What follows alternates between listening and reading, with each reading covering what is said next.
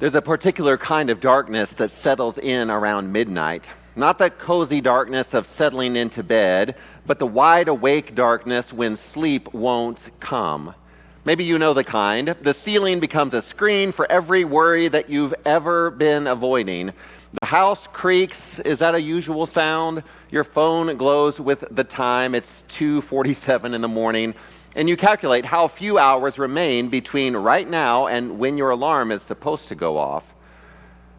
Maybe some of you know midnight moments that have nothing to do with the clock.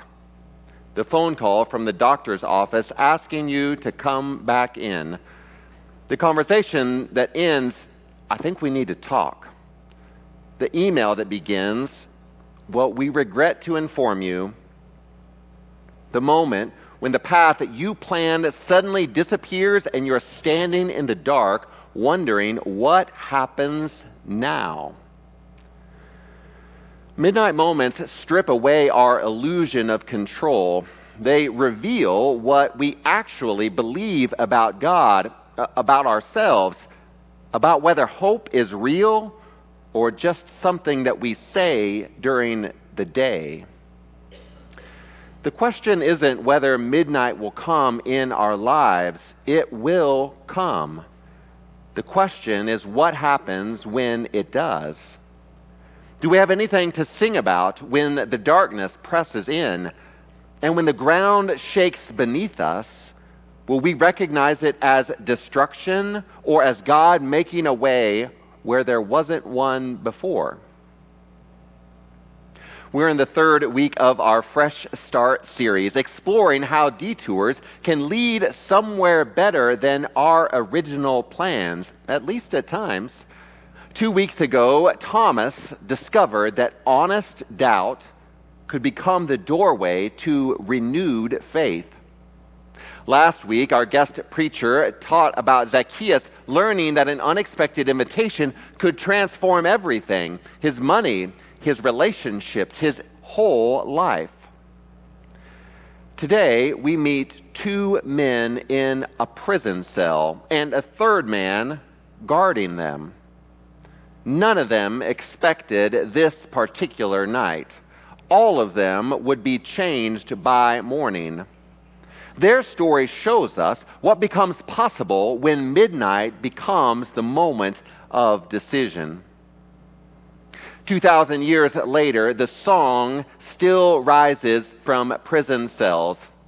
I recently read the story that in February of 2023, a producer named Ian Brennan drove 3 hours through the Mississippi Delta to record inmates singing inside Parchman Farm, one of the country's oldest and most notorious prisons. It had taken him 3 years to get this permission. The rules were strict. No video, no photographs, no first names were to be used. The men who stood to sing included murderers and serial offenders, each carrying a story that put him there in that place. And one after another they sang. Gospels, spirituals. One man freestyled about the shame of causing his mother sorrow. They started scattered around the chapel, but by the last song, everyone was singing together. Even the chaplains joined in.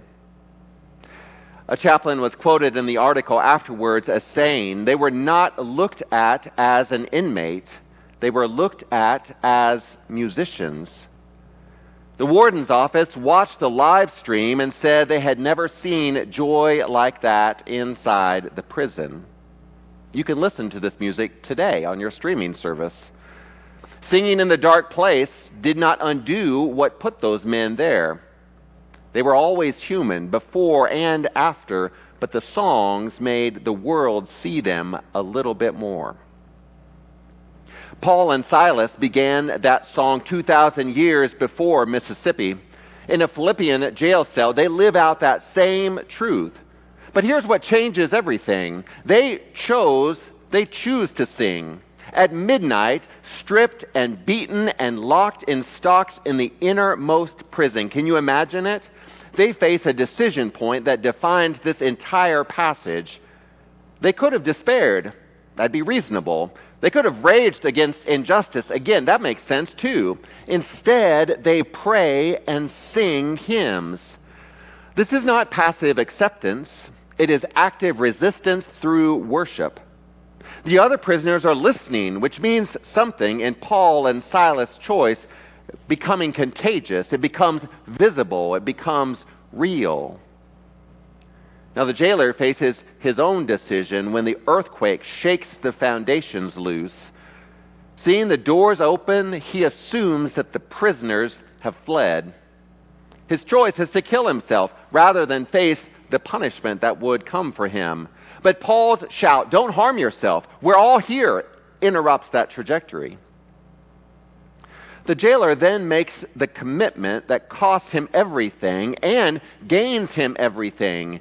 He asks, "What must I do to be rescued?" and genuinely listens to the answer. He believes. He baptized his whole household. He welcomes the very men who were imprisoned into his home. He feeds them. And the text tells us that he was overjoyed. Overjoyed. Now, what's at stake in this passage of Scripture is nothing less than the question of where our allegiance lies when circumstances become unbearable. For Paul and Silas, it's whether they'll continue witnessing to Christ even when witnessing has cost them freedom and comfort. It's why they're in prison. For the jailer, it's whether he'll risk everything, his job, his status, perhaps even his own safety, by joining a persecuted movement. Both characters choose. Both choose to turn toward God who shakes foundations, and that choice becomes the foundation of everything that would follow for them. Now, in our Methodist tradition, we understand that God is already at work in your life, drawing you toward redemption even before we recognize it. We call this prevenient grace. The grace that comes before preparing the soil of our hearts.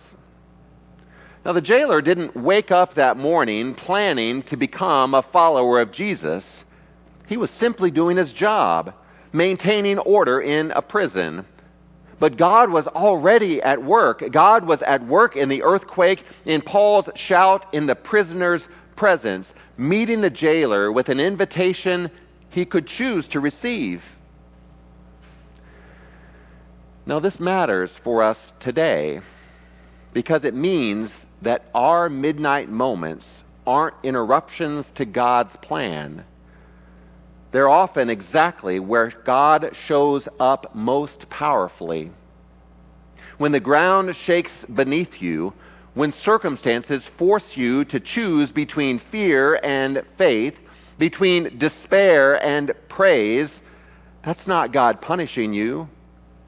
Perhaps it's God making space for you to say yes to the abundant life that Christ offers. The jailer's joy came not from avoiding hard circumstances, but from making a decision to trust God inside of those hard circumstances. Your own fresh start begins the same way, not by waiting for perfect conditions, but by choosing to turn toward God who is already turning toward you.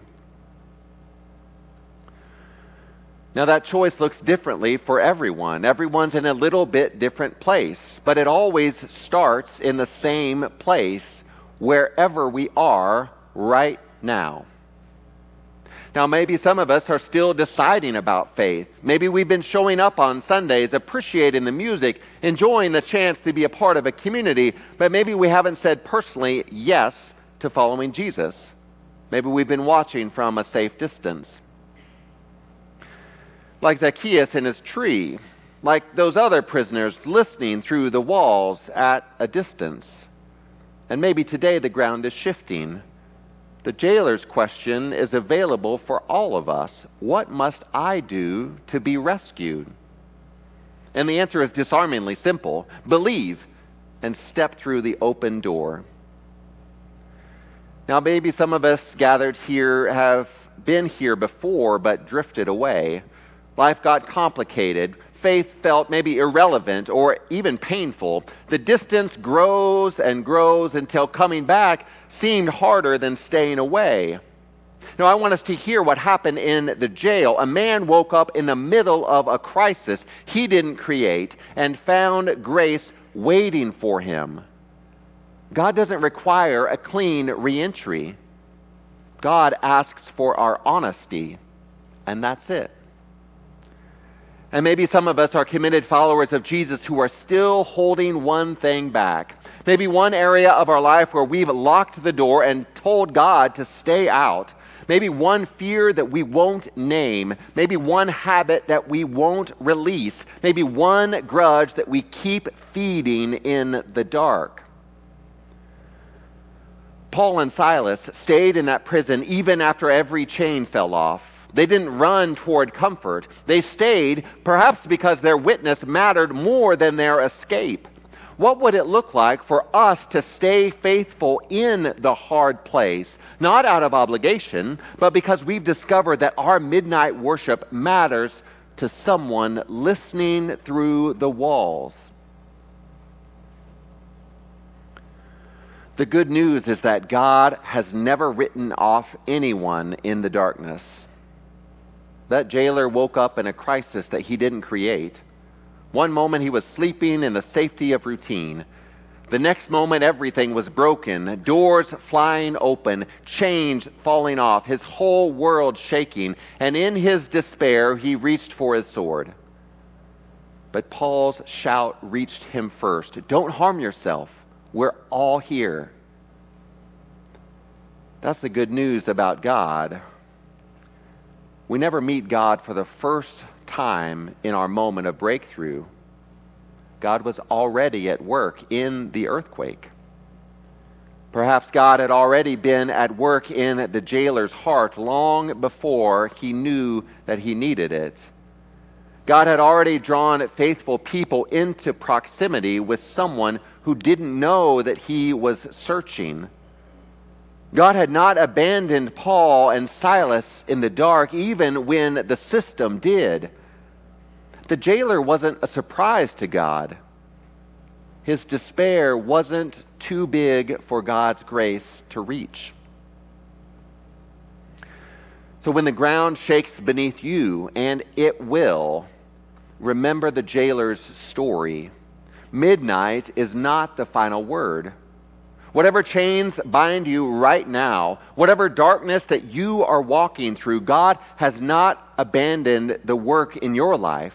Your midnight worship matters. Your faithfulness matters. And when morning comes, and morning will come, when morning comes, the joy that you discover will be worth every song that you sang in the darkness. As followers of Jesus, we live out our faith through 5 promises: our prayers, our presence, gifts, service, and witness. So this week I want to invite you to focus on witness, sharing your faith with others, just as Paul and Silas did in that prison cell. Where is your midnight moment right now? In your workplace? In your neighborhood? Your family? Your faithfulness in that place speaks louder than any perfectly crafted testimony. Someone is watching and listening and waiting to see if your faith holds in the darkness. So this week I want to invite you to be the prisoner who sings. Live your faith in a visible way. Invite one person to experience this community. Share one way that God has shaken the foundations of your life and opened a door that you thought was locked. Later this year, we are launching grace groups, small communities of 6 to 8 people who gather weekly for an hour to watch over one another in love. Whether you're facing midnight or experiencing morning, those communities are being designed so that you don't have to figure out your faith alone. And we'll share more about those as we get closer to launch later in June. And we want to invite you also to consider giving United Methodist Student Day offering if you're able. Your gift will open doors for students who are carrying their own midnight moments. When the jailer saw those open doors, he thought that his world had ended. But Paul's shout reached him, "We're all here." God has already raised up witnesses around you, people whose faith in dark places will reach you when you're about to give up. The ground may shake, the chains may fall, and when morning comes, you'll discover that someone stayed faithful so you could find your way home. Will you pray with me? God, shake loose our fears. Open the doors that we've locked and teach us to sing in the darkness so others hear your hope. Amen.